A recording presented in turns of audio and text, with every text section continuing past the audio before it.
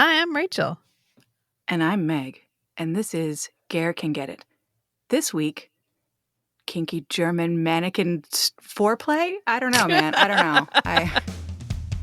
If they gave awards for makeouts on screen or stage, this guy would get a lifetime achievement. He'll find any excuse to get right to sucking face. You honestly wouldn't believe it. Dissecting each and every kiss with tongue. There's only one conclusion to come to. It's that Ger can get it. Ger can get it. He's always fucking puppets and robots and shit. I don't know why this is. This is a Mary Higgins Clark book. Yeah, which sets the. I mean, I think that really we could just end here by saying it was based on a Mary Higgins Clark book. I think that'll tell the audience exactly what they need to know. So this week we watched the made-for-TV movie, which in the U.S. was called Terror Stalks the Class Reunion, but in the U.K. was just called For Better and For Worse. So if you're in the U.K., good. What? Why does he always star in things that have more than one title? Because when it's really bad, you want to try and rebrand it for as many different markets as you possibly can. Like, was this common? Or does he have an unusually large number of things that have more than one name? I think I'm gonna be generous and just say that I think a lot of made-for-TV movies in this time period were just repackaged so many different times for so many different markets. I think the book is Terror Stalks the Class Reunion.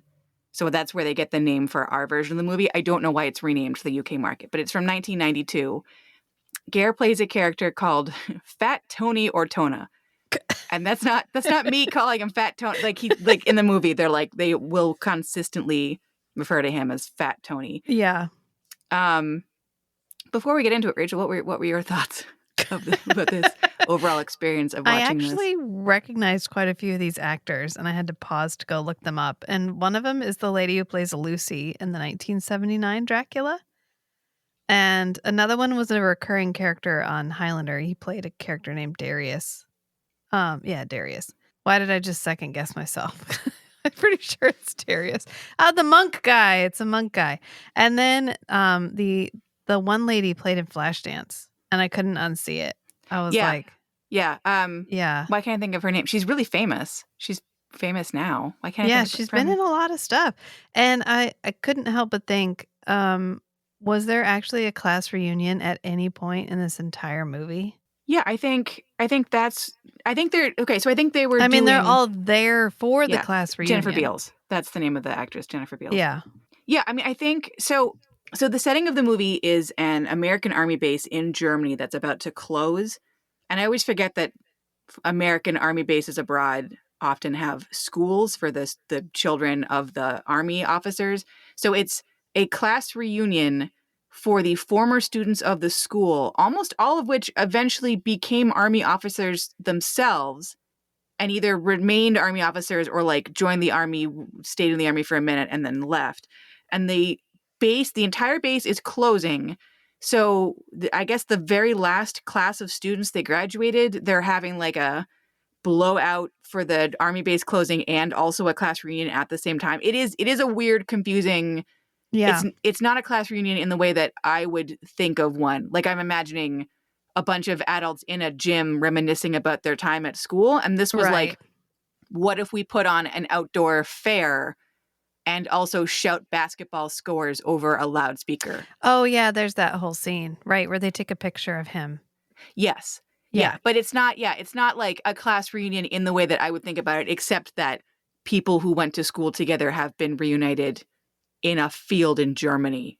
So sort of. That's a kind of a class reunion. I guess they have reunited. Yeah. This was fine. It was a thriller. It was your made-for-TV movie thriller. I think if you sat and, if you watched probably 2 months worth of promos and then you sat down to watch this on the Lifetime Network or wherever it aired, it would have been fine. If you'd paid to see it in the movie theaters, you might have been like, I don't know.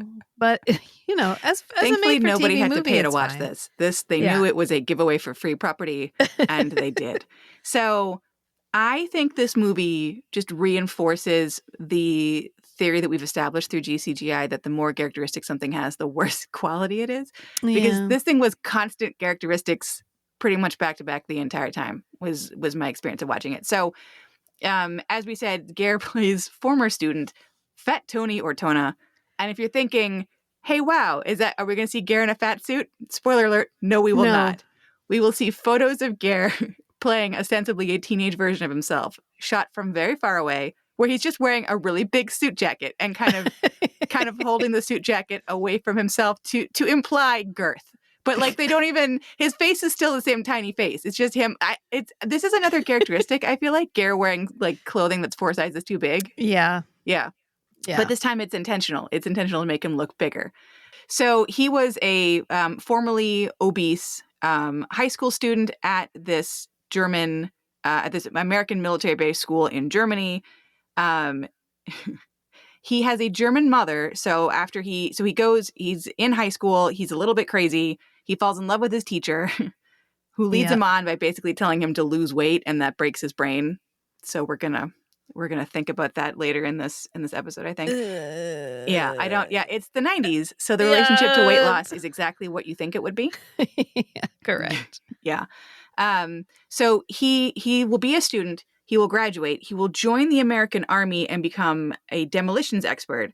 And then he will leave the Army and then like keep hanging around in the same town where the high school was, only with a Three Musketeers wig, a Van Dyke style goatee it's a false goatee. Like he takes it on and puts it off at night. It's very obviously false. Yeah. Yes. And he will call himself Anton Weidmann, which I guess is his German mother's maiden name. But again, it's in the same town that he went to school, and the town appears to be like 4 elderly German ladies, plus 1 elderly French lady, and they like nobody recognizes him the entire time because he lost. They keep saying he lost 110 pounds, but I feel like even if you lost 110 pounds, you're still you. You're just a little bit less you, but like your face is still the same face. Not once you pencil on a mustache. He's also completely anonymous when he wears his blue sunglasses. So his Terminator vision, yeah, it's fine. It's fine. So he will be a handyman in this town they keep saying it's only been 8 years since he graduated high school, but Ger's fully like in his 30s. So like the math is not mathing for me. Maybe he just took a while to graduate from high school. But he was a super senior. He stuck around for the teacher. He's like, oopsies, I failed your class again. Oh God. Oopsies. This is so uncomfortable. I feel like normally if there's a program where it's a teacher and a student and like one of them falling in love with the other, I'm just like, I'm uncomfortable for the child. And in this, I'm only uncomfortable about Ger. Like I'm only uncomfortable with Ger's character. It's just, it's so upsetting. So anyway, so that's Ger's whole, that's his basic thing. So I don't even know how to describe this movie. So, and apparently it's not weird that Ger's character has his own wig and fake mustache because, and that he does a German accent perfectly, because when he was in high school, everyone was like, oh, he's the funny fat guy who also like has like Eddie Murphy style characters and does like costumes and shit. Yeah. They're all like, oh, didn't he have that character he would come to school as? Yeah. So they're like, oh, obviously. Yeah, he was kind of his comic character. And you're like, what? He had characters? And you guys were like, he's fine. He's fine. He doesn't need help. Well, because they didn't care. They were like verbally abusing him as Fat Tony Ortona until his brain broke. So they're like, of course he started putting on, of course he had a full mental break and became a second personality. That's just what happens when you abuse the fat kid in school. They just become broken and somebody new. That's just a thing that happens. Yeah. Yeah. It's very normal. I mean, correct. I feel like it's a 90s trope where like truly insane shit happens and nobody seems to recognize that it's insane for like 45 minutes of the movie. They're all like, no, that's this is fine. normal. And then one person is like, is it? And they're all like, you know what? Maybe not. Yeah, but one person has to introduce like, is it at all weird that he's like pretending to be German for 8 years and like pretending to be somebody else and living in a shack in the woods and refusing to tell anybody where he lives, and that he drives a white murder van with chains in the back? Is that weird? And everyone's like, Oh my God. Yeah. Now Yeah. that you mention it, Yeah, I mean, wouldn't have thought so. Yeah, if you hadn't addressed it with me, I would have been like, no, that Anton Weidman guy, he's pretty cool. But now that you're like, do we all have thoughts about the chains in his van? You know what? Yeah, that's problematic. Yeah. So, he was a big weirdo, and now I guess he's a slightly smaller weirdo. He does in fact live in a shack in the middle of the woods with no windows and a bunch of chains that he installs himself in the basement. But he puts padding in the chains because he's a nice guy who's thoughtful. So I, point for that. He has postered over his walls giant wall-sized black and white photos of his former teacher that he has snuck while stalking her across the entire world. The entire world. Like she is married to, I thought he was a military guy also, her husband. I think he is. Yeah, is he? So I think he's in the German military. Okay. Because it was confusing to me because like the amount of like traveling that they were doing, the amount of like picking up and starting over, it felt very much like military family. But then I thought he made a comment at one point that he was like with some private company, and I was confused. But yeah, probably you're right that he's with the military. So her complaint to her husband is, we never really had a honeymoon. We never really got to settle down. Like every 5 minutes you're being picked up and thrown across the world. And I never get to see you. Like you're at work all the time and I'm just thrown into a new country. But don't worry, Fat Tony knows where you are. So Fat Tony followed her to like Saudi Arabia. And I know they mentioned like 3 other countries. He's just always following her, trying to save her from her husband, who she was engaged to all the way back when Fat Tony took her to prom. So they've only been married about 8 years ish. Yeah. But I guess they've never had more than like 2 hours where this guy wasn't being called to, fix the world's problems. So Fat Tony keeps trying to save her and keeps being thwarted. But, on his attempts to save her, he brings a camera. He's an artistic guy. He takes photos of her, blows them up the size of a wall of his house, and then artistically hangs them behind curtains so that when he will later trap his teacher in the basement, he can like unveil each of the photos, which is not at all creepy. It just, he's an artsy, stylish guy. So I like it. A master of disguise. I know, he has one disguise. Well, I guess 2, because sometimes he's Anton Weidman and sometimes he's himself with blue sunglasses on. Yes, it's got 2 characters. Yeah. Yeah, blue sunglasses guy and then creepy German Mr. Fix-It.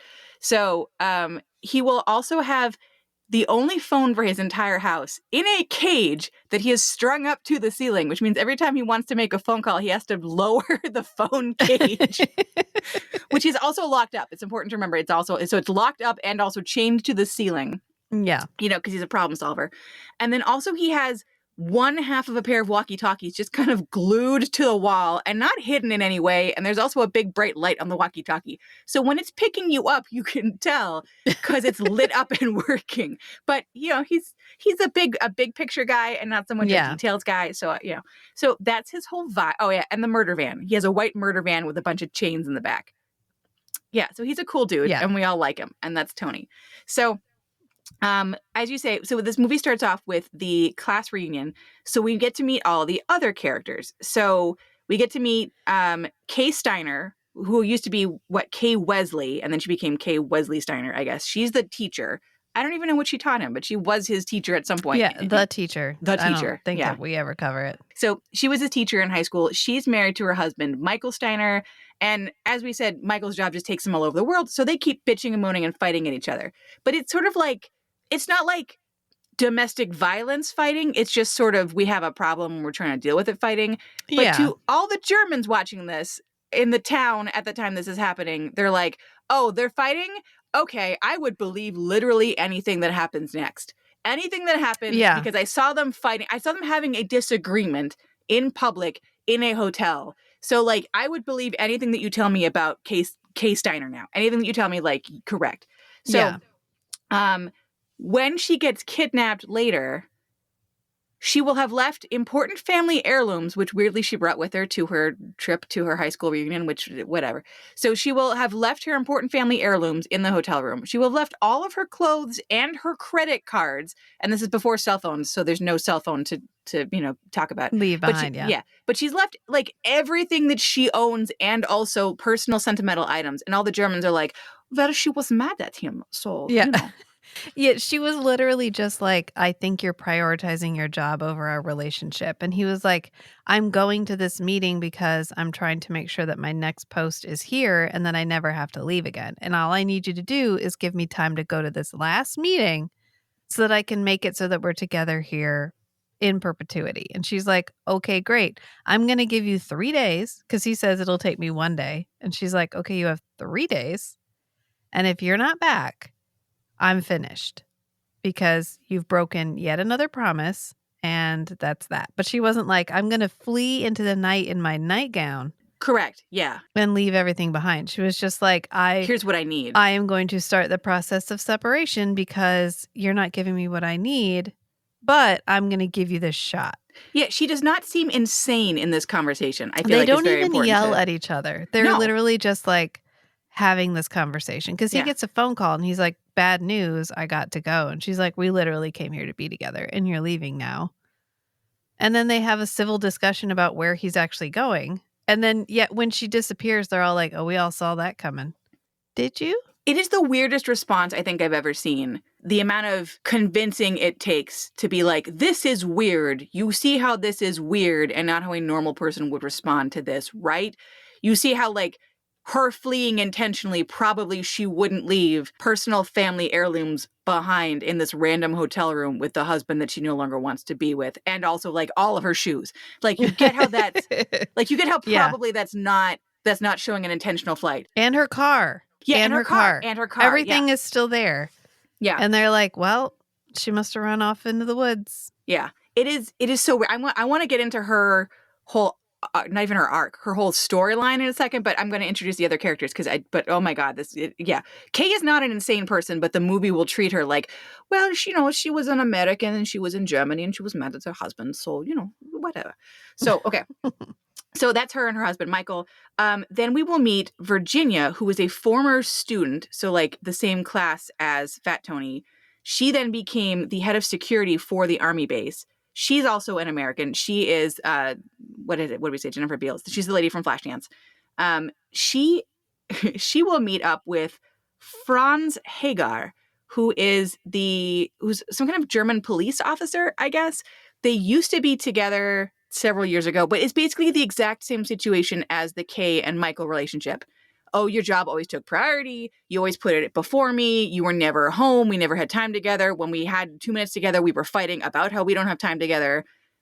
We broke up but for them, we broke up and we haven't seen each other in 8 years. So like, why? Why are you giving me the same relationship twice? Right. Like, and then the beginning of this is it's kind of giving me similar vibes to that Catherine lady from Babylon 5, because I've been doing the rewatch in response to you doing your new podcast. Yeah. But that's sort of like, we were together, we broke up, it wasn't good, but like, I mean. But we're here now. Maybe we could make it work this time. Yeah, I don't know.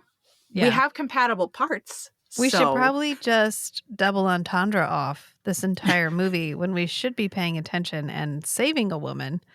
Instead, let's have weird sexual tension that we don't actually have, but the movie wants us to think we have. I think that was my main problem with those two characters. Well, one, Franz's whole thing until the last 2 minutes of the movie, Franz feels extraneous to me, which is frustrating because Franz is like the only one who cares about the Kay Steiner missing thing. I feel like he's really pushing it.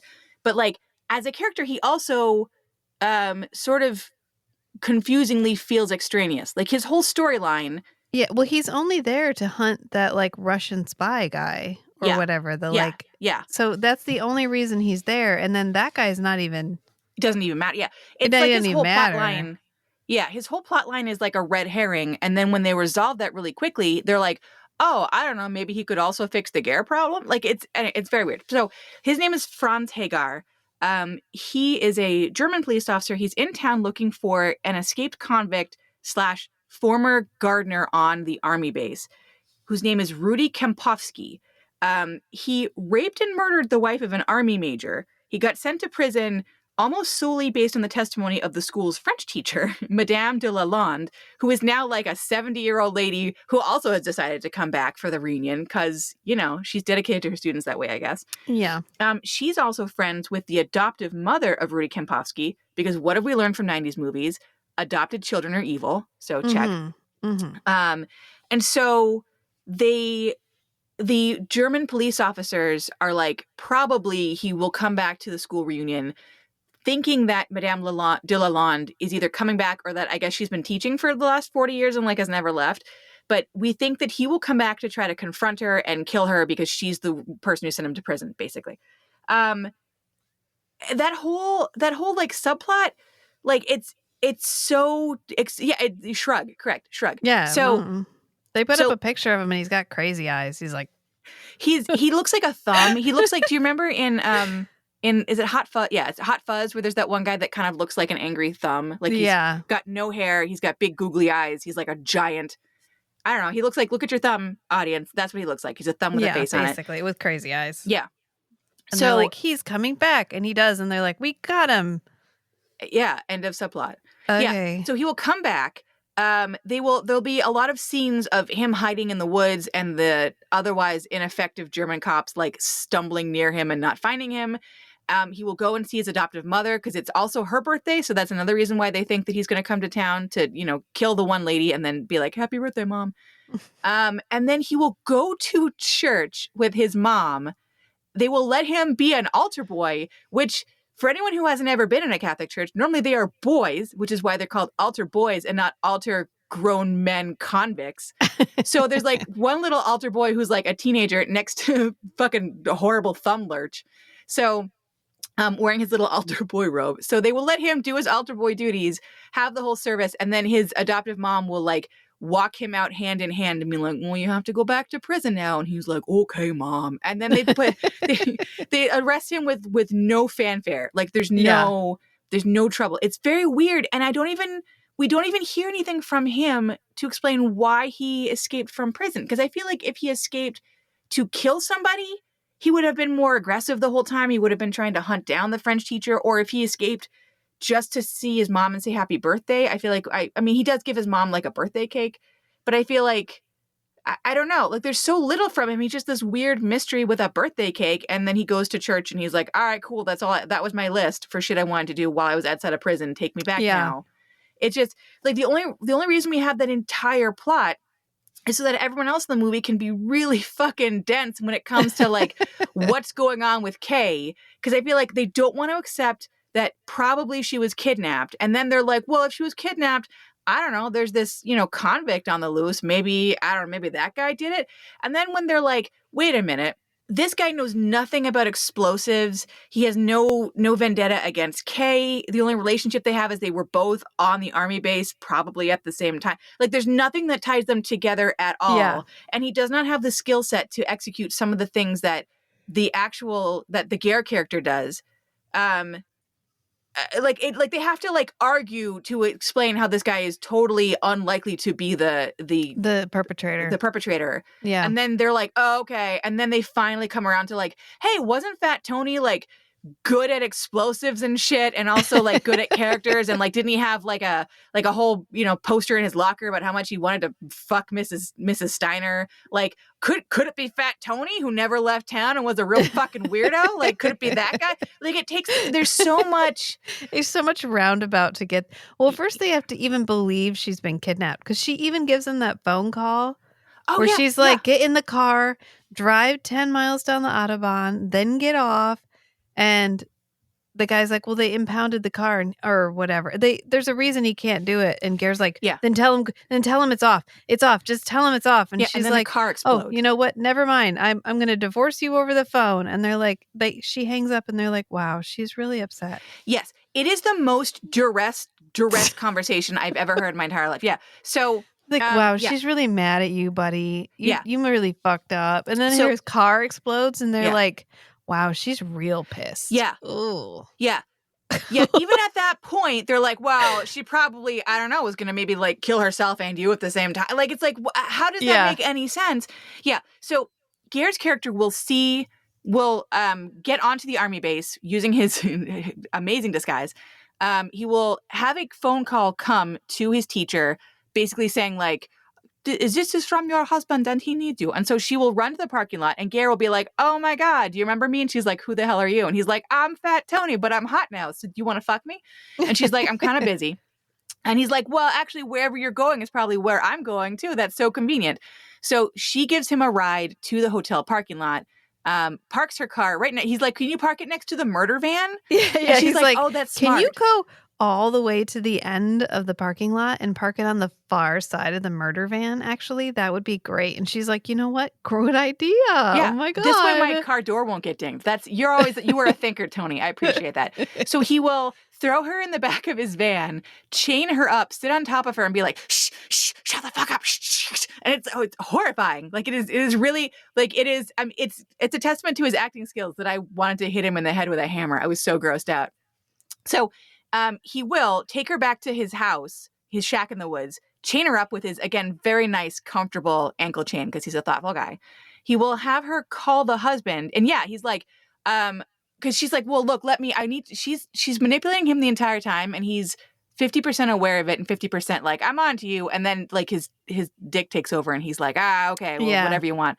So she's like, look, I lived in Saudi Arabia. And I'm still a legal citizen of Saudi Arabia somehow. And in Saudi Arabia, you just announce to somebody 3 times that you're divorcing them, and then it's legit. That's all you have to do. And I was like, the fuck? She's like, but I have to do it to his face. Yeah. Or it doesn't count. And he's like, right. Yeah, no, I think I read about that. Yeah. Okay. No, that sounds legit. That's definitely how that works in Saudi Arabia. Saudi Arabian lawyers, please weigh in. You know those Arabs. It did. Can I be honest? It definitely felt like this is a culture so foreign to the audience that we could tell them goddamn anything, and they would be like, "Oh, I bet that's how they do it." Yeah, yeah. You can only get divorced in Saudi Arabia if you mail them a fish. Okay, that sounds correct. It's hard to get fish in Saudi Arabia, so you must be really serious. Yeah, yeah, yeah. So he's like, "Okay, you give him all these directions on how to get to this place." Like this third location that I'm going to take you to, and then you can tell him to his face that you divorce him. And if you try any funny business, I'll blow all of us up because I do not give a shit. Spoiler alert: we know he's serious because he will walk around with a live grenade in a dress shop later in this movie.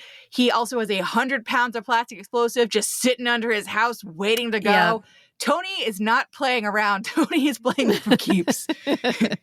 Which is the one thing I appreciate about this is like, if we ignore for a second that everyone else in the movie is dumb as fuck, and we assume that they have like the level of common sense and like ability to make logical, intuitive leaps that like a normal functioning human person would have, in a world with regular people, Tony would get found out and Tony would go to prison, probably. So Tony, like, being aware of that and going, I really would like to be married to my hot teacher, but I know this isn't going to work out for me. So I'm going to plan a murder-suicide, but, like, at least I get my wedding first. I'm like, okay, that actually, like, that's more believable to me than someone who's, like, so crazy that he's like, no, this is going to work. This is how I get my happily ever after. Like, she's going to fall in love and we're going to live together forever and ever and ever. Yeah. And have lots of quarter German babies. Yeah. He's like, we will be together in paradise. Which, can I just say, is that not another characteristic? Like, the whole time I was watching this, I was like, oh, murder-suicide to be with your lover in heaven, ? I was like, oh, wow, feels familiar. Wow. Yeah, feels familiar. Yeah, brought it all back. I brought it all back. Yeah. Yeah, to the Ger text. You are now and my closest friend. Yeah. Yeah. Yeah. Yeah. Well, he does also have his closest friend, Harmon, who we will discuss briefly later. He's there kind of in his James Bond tuxedo. This movie. Okay, so we're all over the place. Okay, so he kidnaps Kay. Kay is like, sure, look, I need this marriage to be legit. And he's like, that makes sense. Yeah, that makes sense. Mm-hmm, so she's like, I need to divorce my husband. I'll do it the Saudi Arabian way by just yelling at him in public. That's how you do it. But it's got to be face to face. So Ger's like, okay. You just give him directions and I'll bring you to this place, and then no funny business from you, but I'll let you divorce him face to face. And she's like, cool. So at this point, Franz has found Kay's car in the parking lot.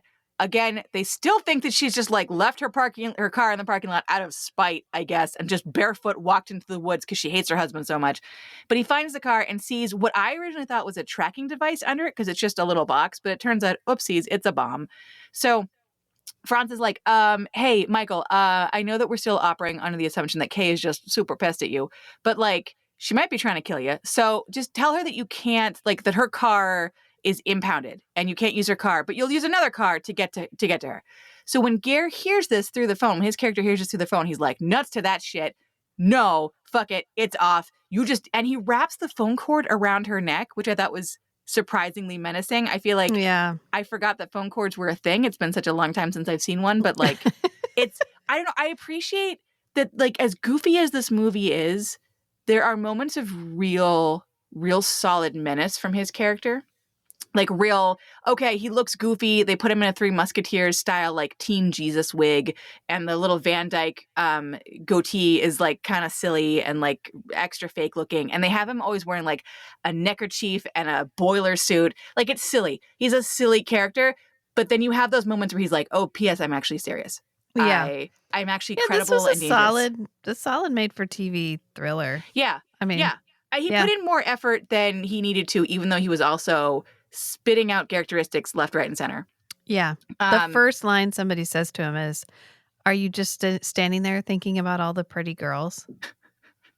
Because he's supposed to be doing work and he's just staring off into space. And one of the old ladies, like the three old ladies that constitute the entire town, is like, stop thinking about the women, get back to work. And he's like, oh, right. Yeah. Yep.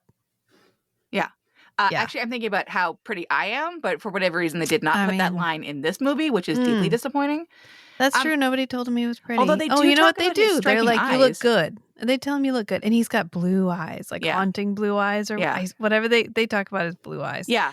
And that he looks good now that he's not, what does he call himself at one point? A barrel-sized, a barrel of blubber? Yeah. Yeah. A barrel-shaped like tub of blubber or something. Yeah. And I was like, oh. It is a lot of self-hating former fat kid stuff. All right. That's like, there's a way to handle it sensitively, but there was not such a way in 1992. So we just, it is what it is, basically. So yeah, he will kidnap Kay. He'll have her call and be like, hi, drive to this place. And when they're like, haha, psych, we know the car's bombed. He's like, foiled. Okay. Wraps the cord around her neck and says, like, you tell him that you're divorcing him. So she's like choking out, I divorce you, I divorce you, I divorce you over the phone, like very clearly under duress. And Michael's like, wow, she must be real serious. It's like, are you really? Really? Like, none of this is ringing any alarm, but you've been married to her for 8 years and you don't know what she sounds like with a gun to her head. I mean, now you understand why she was like, I thought we were going to finally get to know each other. And he was like, I mean, maybe later. Because he's like, I mean, this really sounds like her. I don't know, I guess. Yeah.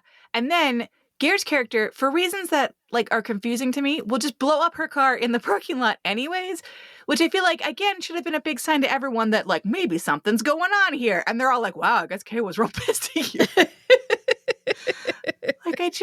You're not getting your deposit back now. No, yeah. So, hitting you where it hurts, man. Wow. Yeah. She must have been real angry, you guys. Franz is like, somebody's trying to kill you. Somebody's kidnapped her and they're trying to kill you. And they're all like, why are you like this? Why are you so like this? Like, why do you always think there's some big conspiracy? It's because you're like, a cop. I mean, because she's clearly been kidnapped, you guys. How many German women are like, you know what? I'm so pissed off at you. I'm blowing the car up. Like, is that a thing that happens? Because if not, everyone needs to be more concerned. Like, I don't. Yeah.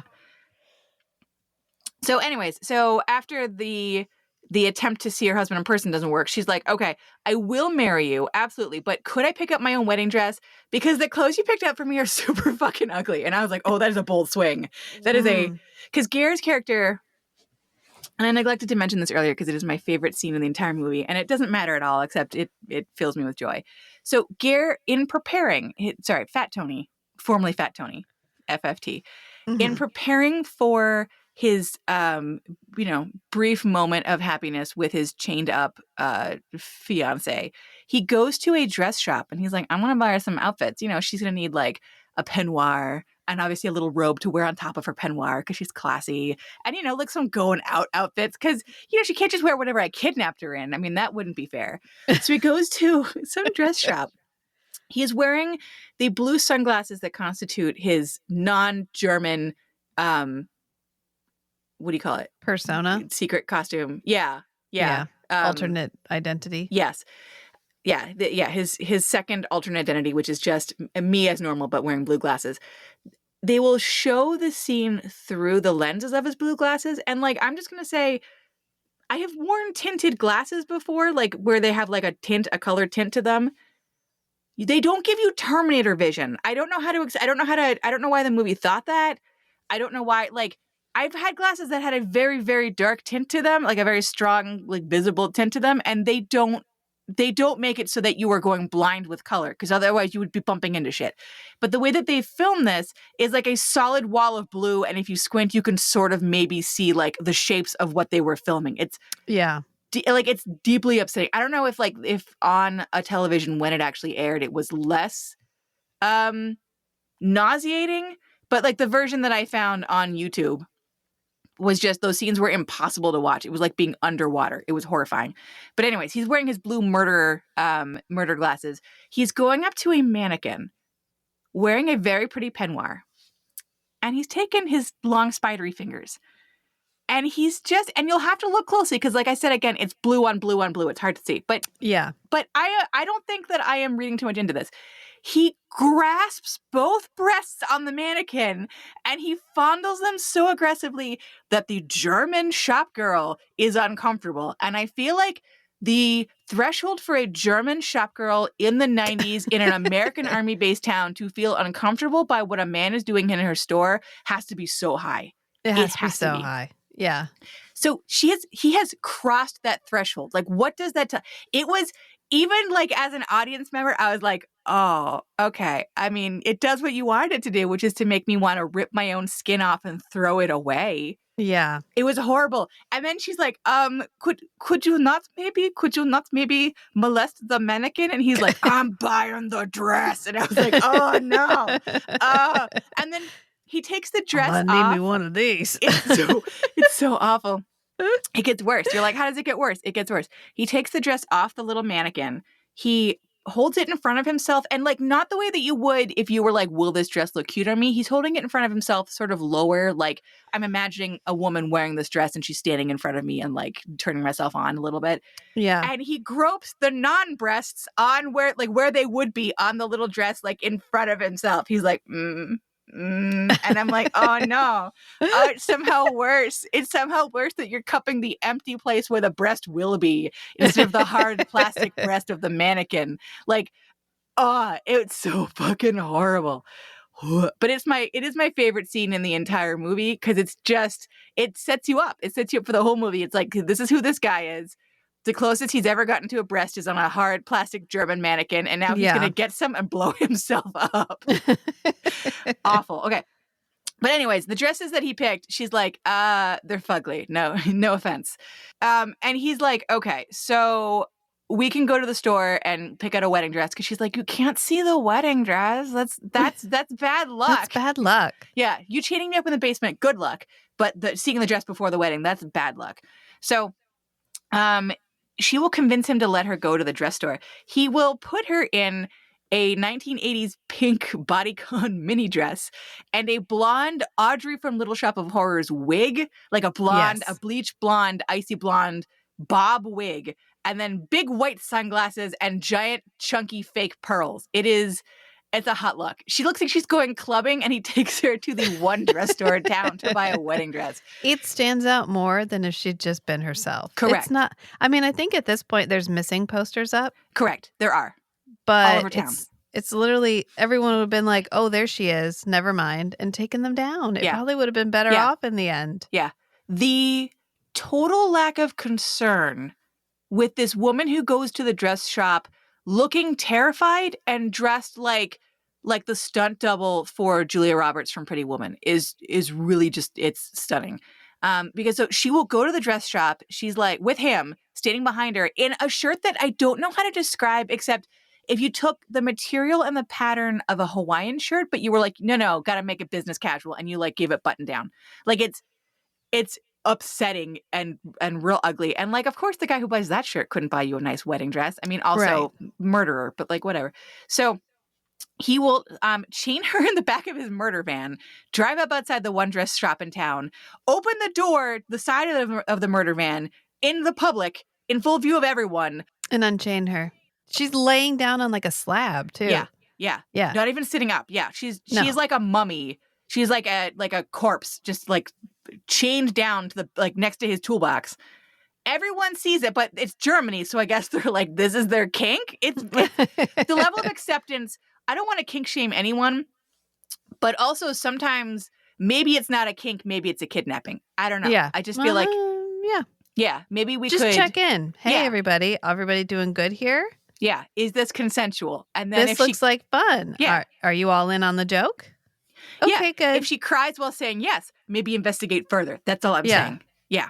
So anyways, in full view of the public, he will unchain her prone body, take her out with her little mini dress, bring her into the dress shop, and she will go around and she will find some hideous, roughly plastic bag monstrosity because it is 1992.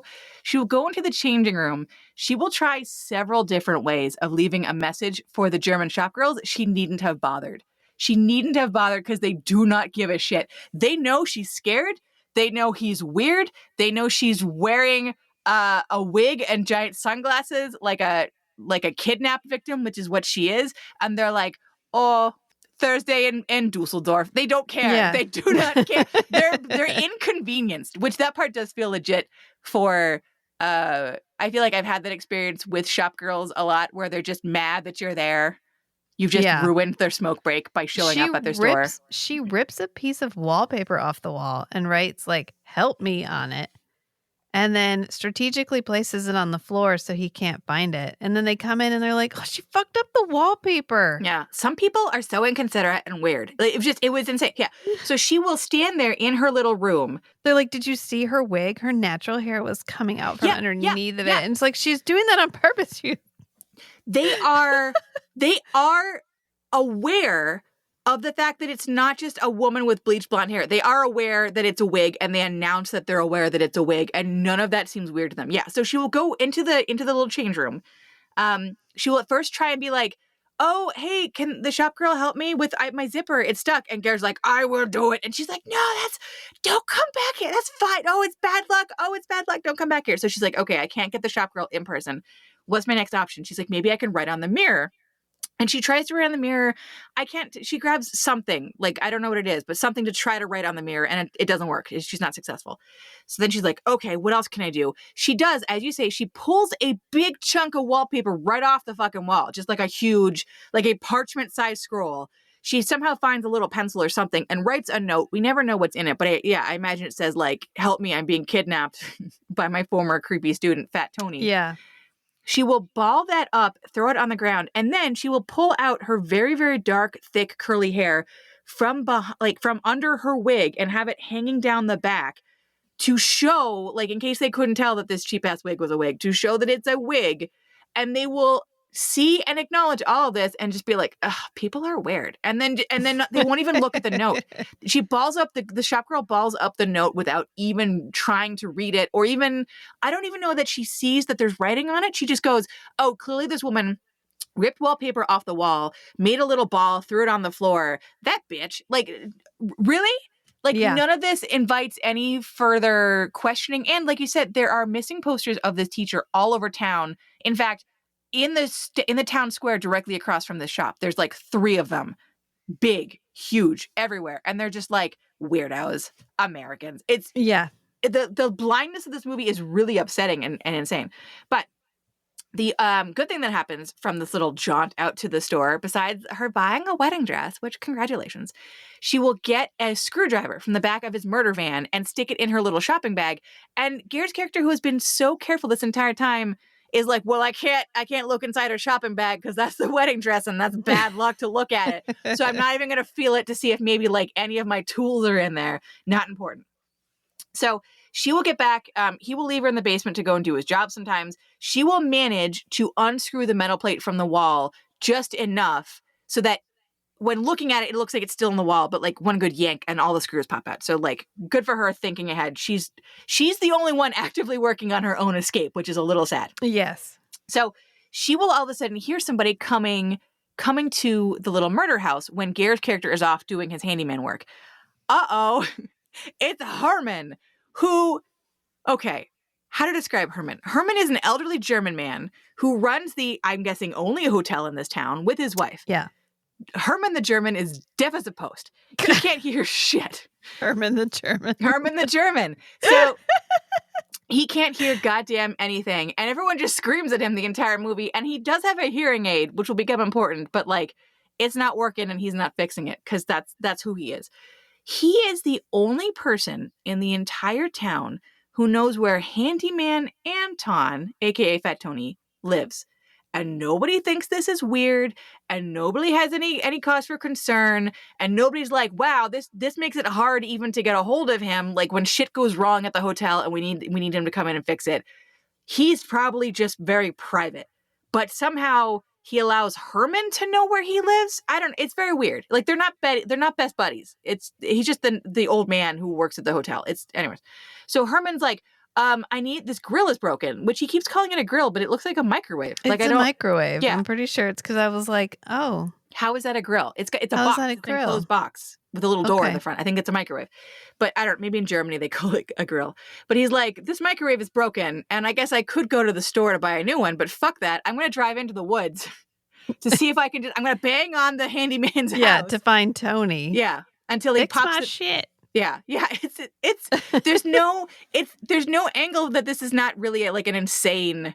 If you step back and look at it, you're like, who are these people? Like, what motivates them? Why do they do the things that they do? Nothing motivates them. And I realized that a microwave was more expensive in 1992. Like, I realized it was a lot more expensive than it is today. But also, you run a hotel. I feel like you have microwave money. That's what I'm hoping. I'm hoping Yeah. you have microwave money if you run a hotel. Like a small hotel in a small town.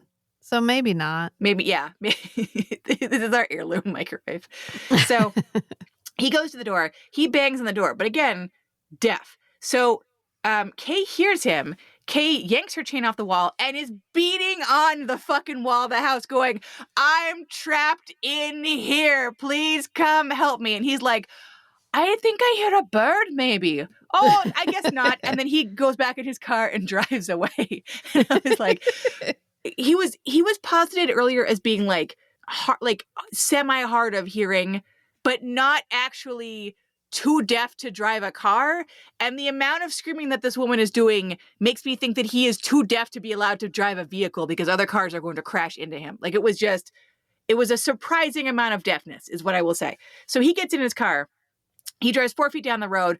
Uh-oh, who's coming the other way? Oh no, it's Tony in his murder van who doesn't even, who has no chill at this point. He's not even like, oh my God, what, why are you out here? Do you want me to fix the microwave? I can absolutely do that if you don't ever come to my house again. No, he's like, oh, hey, Herman, here's a gun. Back to my house you go. Yeah. Okay. Well, he might be worried that he hurt her. Yeah, but he doesn't even bother to ask at all or try it. And No. he's met Herman before. Well, I need a witness. Yeah. Now you're my best man.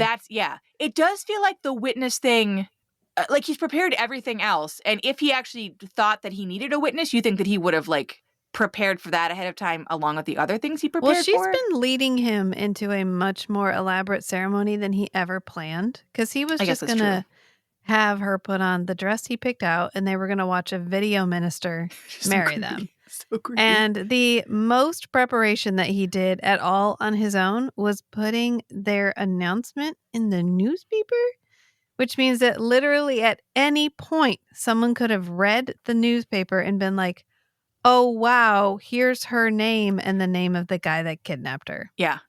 Yeah, it is. I don't even know what to do with that whole newspaper segment because it does clue. I don't even remember why they were looking in the newspaper, but it does clue the cops in. They have a missing they have a missing thing in the newspaper and the guy calls to cancel it. And so they have to look it up and they're like, oh, that's weird. She's in here twice.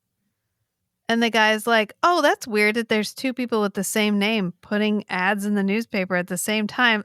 That's really fucking wild. And then luckily, Franz is like, maybe we should see what it is. And so he flips it open to the notifications, and it's like, hey, Catherine, the lady you're looking for, I forget what her actual name is. Wesley Steiner. Was her name? Yeah, Catherine Wesley was her maiden name, and then Steiner is the married name. Oh, okay. Catherine was right, though. But like this lady. Oh, no, Kay. Yeah, Catherine. Yes. Kay. Yeah, Catherine. Yeah. Whatever. The lady and Ger. Oh, look. It's literally like she's at this guy's house and it's in the newspaper. Yeah. And they recognize that it must be Fat Tony, even though his last name is Ortona and the last name in the newspaper clipping is Weidman. Because they're like, oh, we all remember that was his mom's maiden name. You remember the maiden name of this rando guy you went to high school with 8 years ago? Like, but I don't know. It's very weird. And it sort of felt like the Tony character thought he needed to put this in the newspaper to make the marriage legitimate. But also he was aware that she was married to another guy and he was not at all concerned with like, her being married to someone else means that no matter what you do, until that other marriage goes away, your new marriage is not legitimate and cannot be legitimate. Yeah. Like it's like he's weirdly both very concerned and very unconcerned with the legality of his forced marriage to this woman in his basement. It didn't make a lot of sense to me, but it sort of felt like another sort of hand wavy, well, in German law, blah, blah. Like it sort of felt like, I don't know. I think it was enough. I think he was just looking for him. Like, if she was not married at all, here's the procedure. That's what I'm going to do. And she's the one who brings it up. She's like, but we're not going to be legally married because I'm already legally married. Yeah. So if you want to be legally married, and that's how she gets him to do the whole, like, let me go see my husband. Yeah, but it feels like him putting it in the newspaper at all is like, why? Like, if you didn't care about the legality, then why are you doing this thing? But I think he cared enough to do that. Like, I think he cared, like, if that makes it legit enough for me? For him, yeah. I think he was only looking to satisfy his requirements, which were, like, what you would do if she wasn't married at all.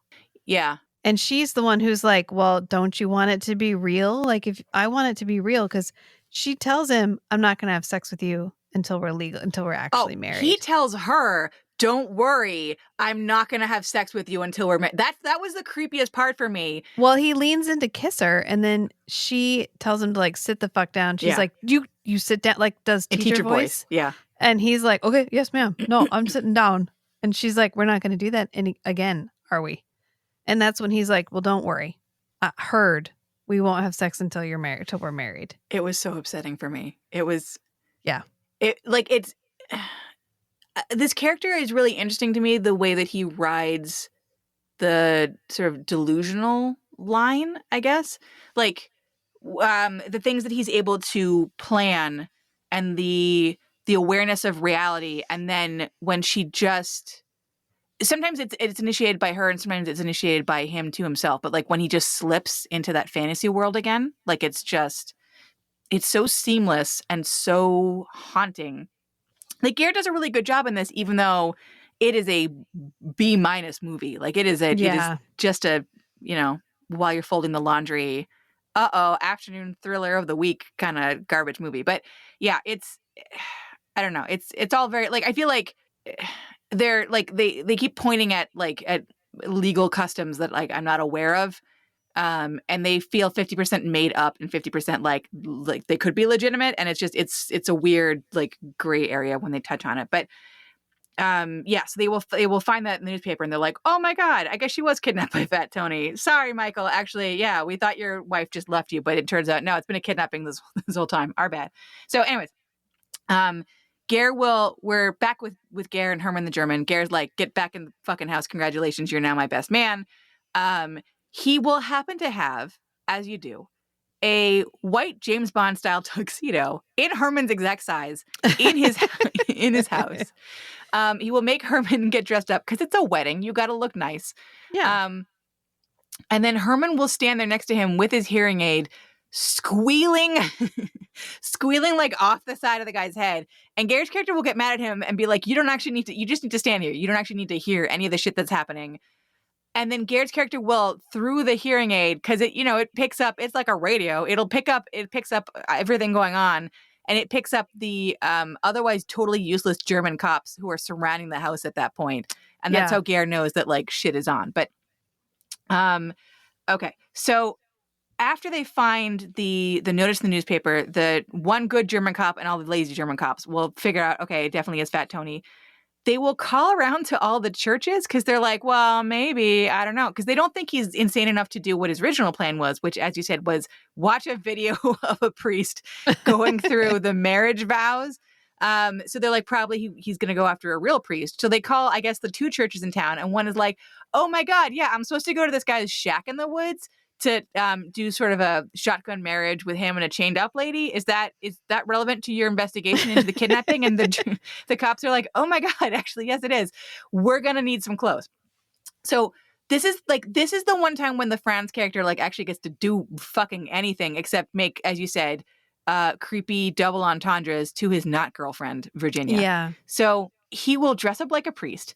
He will hollow out a Bible with just enough room for a gun, which I feel like should take longer than it would have taken. But like whatever. 15 minutes, it's fine. Yeah, he happened to have that on hand. I guess every German church just has that one Bible with a space for a gun inside. Yeah, yes. He will drive out to Ger's murder shack in the woods. He will show up as the priest, and then Ger's character will like frisk him and look in his little leather pouch and never bother to pick up the fucking Bible and like flip through it to see if it's a real Bible. But he like pats him down once and is like, okay, you're probably a real priest. Here we go. Don't worry about the ankle chain on my bride to be. She's cool with it. It's just more German kinkiness. Don't worry about it. So Franz will start doing the marriage ceremony as slow as he possibly can to give all of the surprisingly fat and slow German cops time to surround the building. It's very weird because they like leap. That's my favorite part is when they reveal that they're there, they like leap from off camera and they like whoop, like land in front of like, where did you leap from?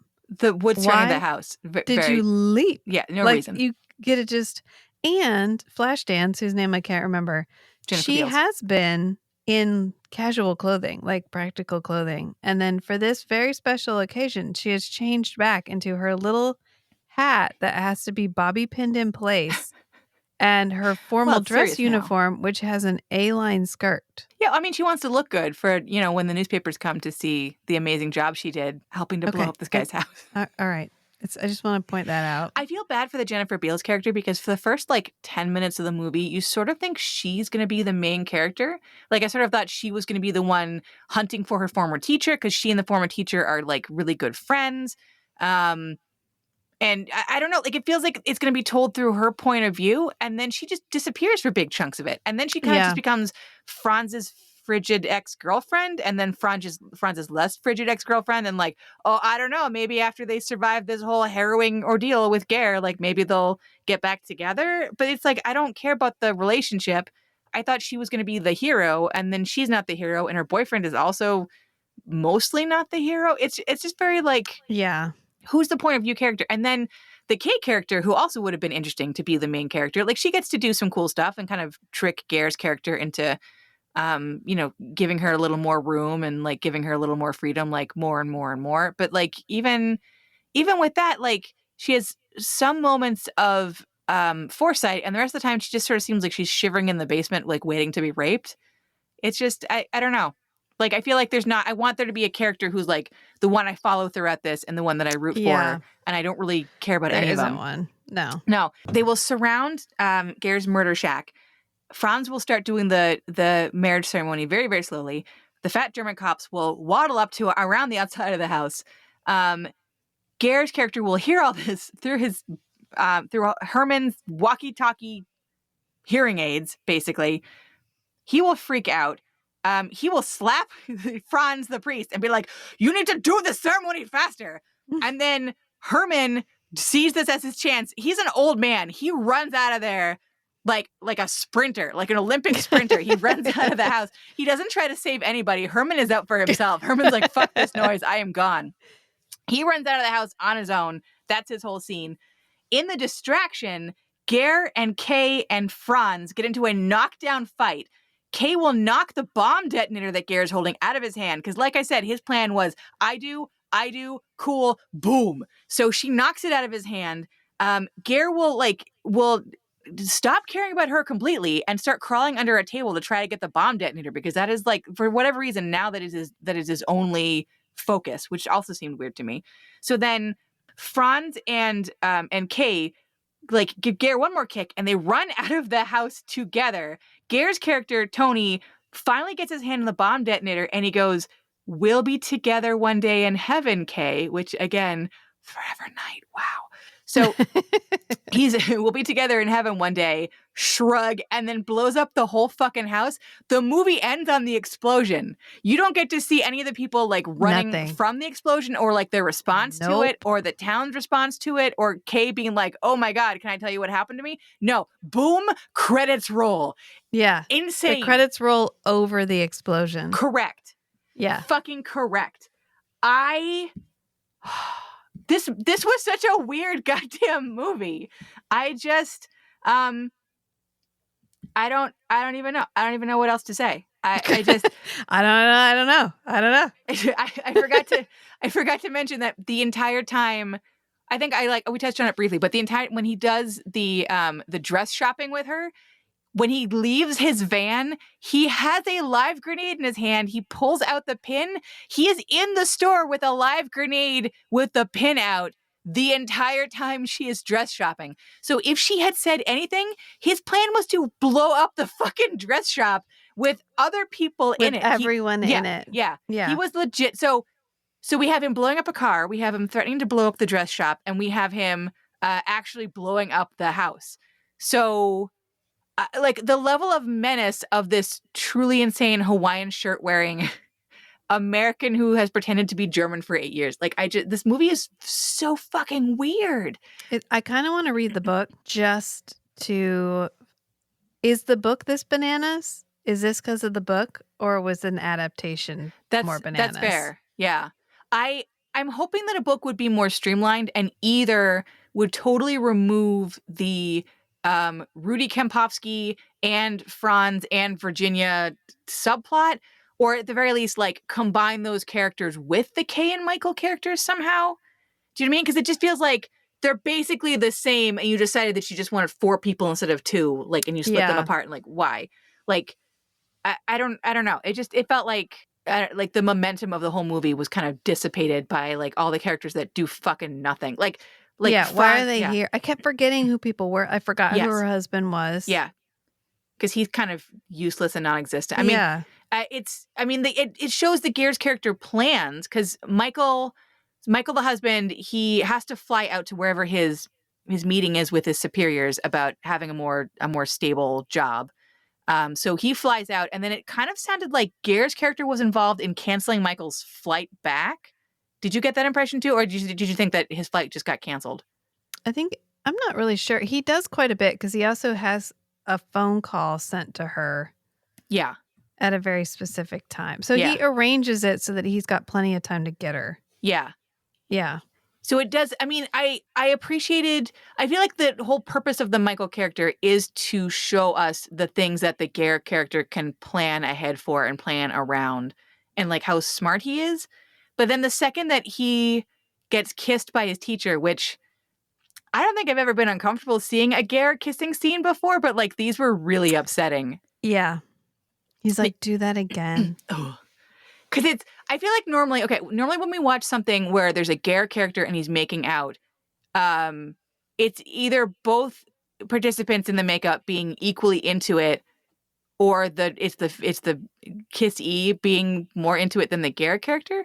And this was the teacher manipulating him with kisses, him being aware that he's manipulated, but also so like touch starved, I guess. And so like, I've been dreaming of kissing you in particular for so long that when she kisses him, he is like overcome and can't seem to pull back. And it's like watching him fall into it so deeply and then realize he's been had and like pull back. And then doesn't he slap her at one point or like threaten her? It's like, they're so upsetting to watch. But it's like also extra wet. I don't know.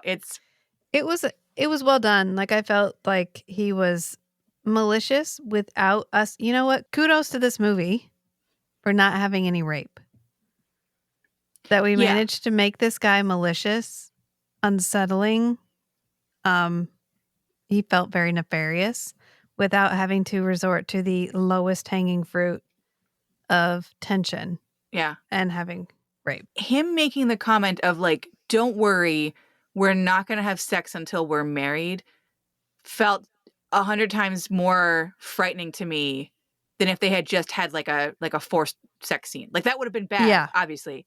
But his like holding it over her head and like, it's going to come, but it's going to come when we're officially man and wife, and then it'll be good and beautiful. And like, I don't know, like him showing how deep he is in the fantasy, that he thinks, oh, it's the marriage part that's the problem. And once we're married, then you will willingly give yourself to me. Whether Yeah. you're screaming your head off or not, it'll still be willing because I'm telling myself that you'll be willing. Like that to me is so much more frightening.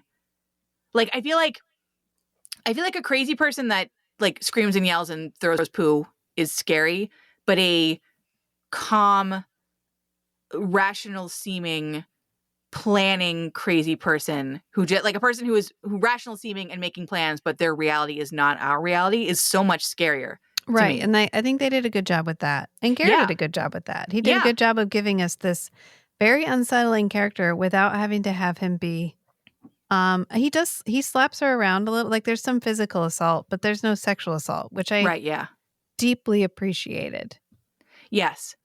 Yeah. And she's a smart character too, where she immediately starts manipulating the situation to draw it out.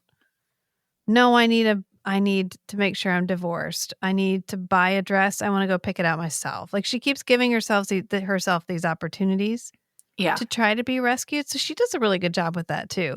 Everything else that's happening in the sideline is the boring part. Yeah. Like the Ger and the lady, if you could have just had that as the entire movie, and that would have been okay. And then just had a couple of like interludes where people are like looking for her. But we could have done away with her husband. We could have done away with Franz. We could have done away with the random guy from the beginning who was maybe the bad guy, but didn't end up being the bad guy. And the woman who I'm pretty sure was supposed to be a red herring, because for a while, every time he was talking about like, that's my date or that's my wife or whatever, she'd be standing next to the teacher. So I think we're supposed to think, that's going to be her. And then it's when he goes to meet the teacher. That would have been interesting. If they had actually had him have an accomplice, that would have been a really interesting twist on this movie. But yeah, it does feel like I feel like you want there to be one character whose point of view that we see things through and who gets to like have the not action, what's the word? Like have have all the action like go through them. Like I want her to save herself. Or like either I want her to save herself, or if we're gonna go real 90s, real 80s, 90s, then like make Franz the main character and make him super heroic and he saves everyone and punches Ger in the face and that's how Ger blows up. Whatever. There's no hero in this movie. Like nobody's the hero character. No, it's too dissipated. Like they've spread what could be a story between two characters, maybe three characters, and they're like, I don't know, what about a whole German town? And you're like, no, it's not. It's just weird now and confusing, and I don't know. Yeah, but there's definitely like good performances. Although I will say that the Franz actor sounded exactly like Arnold Schwarzenegger to me, which is like a very particular accent, which made him sort of hard to understand at times, even with our super bad, I don't know what's going on with video, our super bad AI subtitles. They tried so hard.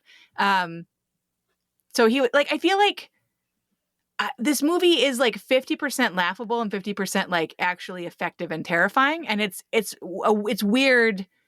It's weird to have it be both like garbagey and also scary. Like it's a weird mix for me. But I think like in terms of characteristics, like we got so many. We've got unsettling kissing, which is the subtrope of the kissing. We've got groping with spider fingers. People telling him how good he looks. Yes. Yeah, correct. Yeah. Yep. 2 titles. Yeah. We've got accents. We've got there's at least one scene where Ger's character wears a short sleeve shirt with a tie, and I'm like, up, it's the tie means you're evil trope. Excellent, we've got that. Yeah. And then I'm going to say it right now. I'm going to meet my lover in heaven is becoming a characteristic. So the I'm gonna kill myself to get a girlfriend trope is in there too. So there is a lot. There is a lot in here, which, like I say, I don't know. That probably like puts a finger on the scale a little bit on the side of not good, just because that's how these things tend to go. The more characteristics, the worse quality something tends to be. Yeah. I did like when he's like he's up on nefarious purposes and he gets out of his murder van and he's like carrying his evil bag of groceries or whatever. And he's wearing khakis and a button up shirt and he has it tucked in with a belt. I was like, aw, can't even go untucked. That's how evil he is. That's how evil. I was like, wow, okay. It was the director of the movie going, how can I make him seem extra repressed? I know. Belt and tucked in shirt. Yeah. The audience will sense it. Even when he's alone out here by his murder shack. Yeah. Yeah, I think I'm going to go for 3 out of 5 raised eyebrows. Because we did get a lot of characteristics, but they were framed differently than usual. He was like, they told him he was pretty, but it was like, you're pretty in comparison to what you used to be. Yeah. And he got to kiss people, but it was like unsettling. It was kind of like the light version of his Cube character. Like if Cube character if this guy grew up, maybe he'd end up being the guy in the Cube who was eating everybody. Like that's kind of So I just but I mean we had them, so I got to acknowledge they were there, but they were just weird. Like they were not his usual. Yeah, sort of like the shadow mirror version. This was not. Yeah, they were not sweaty or wet. They were just like, unsettling to see almost. His kisses they still seemed like extra wet, but they were wet in a way that like made me feel weird to watch. My palms are sweating. Like this is a little gross. Not like, oh, okay, that's nice. No, that wasn't it. Yeah. Like he seemed hungrier kissing her here than when he was an actual vampire for a night. What would I rate this? Okay, so I do sloppy wet kisses out of 10. I base it on enjoyability. It's weird because I feel like the Ger scenes are well acted. He wants me to feel creeped out, and I feel extra creeped out. So like, congrats, you did your job. But the movie on a whole is so much afternoon movie of the week, where like the pieces don't seem to line up just right, and the characters are alternately very smart and very dumb whenever the plot needs them to be very smart or very dumb. So I don't know. I feel like the good stuff and the bad stuff almost equal out. So I'm gonna give it a 5.5 because I feel like it's a 0.5 better than it is bad, if that makes sense. Yeah. Like I'm doing like the positives minus the negatives. I'm getting a 0.5 ahead. That side of good. Like okay. Because I would still say if you have like an hour and it's like an hour and a half maybe long. It's really short. Yeah, if you have like an hour to and kill, and you're on YouTube, you can find it under either the American title, Terror Stalks the Class Reunion, or the British title, which is For Better and For Worse. It's the exact same movie. They literally just change out like the words on the screen. But like I've seen both versions appear on YouTube. So if you can't find one, I'm sure you'll find the other. It's, like if you had like an afternoon to kill, like I wouldn't say don't watch it. If you want to see a good Ger performance, it is a good Ger performance. It's just a good Ger performance in like a surprisingly shitty wig. I don't know. It's like, it should be laughable. I feel like you're going to look at it and there's like so much to laugh about. And then like the dagger comes in and you're like, oh wow, this character is menacing and Ger's performance is good. And there's gold, there's golden nuggets in the pile of shit. You just have to sort of sort through it a little bit. But there's gold in there. Like I would recommend it more than Puppets That Kill or whatever. Like there's things that are worse. There are things that are worse. I think there's a good Ger performance in here. Goddamn Ikwe. Yeah. Ikwe. continuing to be the lowest bar. But besides American Psycho : All American Well, but Girl.